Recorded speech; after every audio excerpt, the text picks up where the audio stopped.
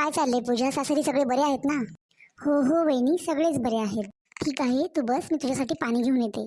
पूजा, पूजा, तू एवढी मोठी बॅग घेऊन का आली बरं? हो वहिनी, यावेळेस मी तुमच्याकडे 2-3 हप्ते थांबण्यासाठी आले. वहिनी, गेल्या वेळेस मी जेव्हा आले होते माझ्या घरचे सगळे लोक होते, त्याच्यामुळे थांबणं नाही झालं माझ्याने आरामात. आणि आरामात बोलणं पण नाही झालं तुमच्याशी. वहिनी, तुम्ही ठीक आहात ना? मला काय झालंय? हट्टीकट्टी तुझ्या पुढे तर आहे मी. तुला दिसत नाही का हे? तसं काही नाही वहिनी, मी खूप दिवसापासून तुम्हाला फोन करत होते. तुम्ही फोन चेंज केला का? कदाचित तुमचा फोन खराब झाला की काय? त्याच्यामुळं कदाचित तुम्ही माझा फोन नाही उचलला वहिनी.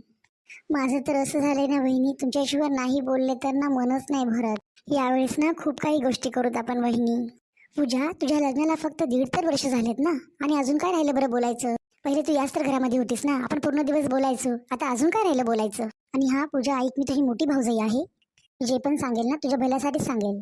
पूजा, असं रोज रोज माहेरी येणं चांगलं नसतं. तुझ्या सासरचे आणि आजूबाजूचे लोक काय विचार करत असतील? ते तर हेच विचार करत असतील, नवीन नवरी आहे, रोज आपल्या माहेरी जाते. ही मुलीसाठी चांगलं नसते रोज रोज माहेरी येणं. अगं, तुझ्यापेक्षा मोठी आहे आणि तुझ्याहून जास्त जग बघितले मी, म्हणून तुला समजून सांगायले. ठीक आहे वहिनी. ठीक आहे पूजा, तू बस, मी चहा घेऊन येते.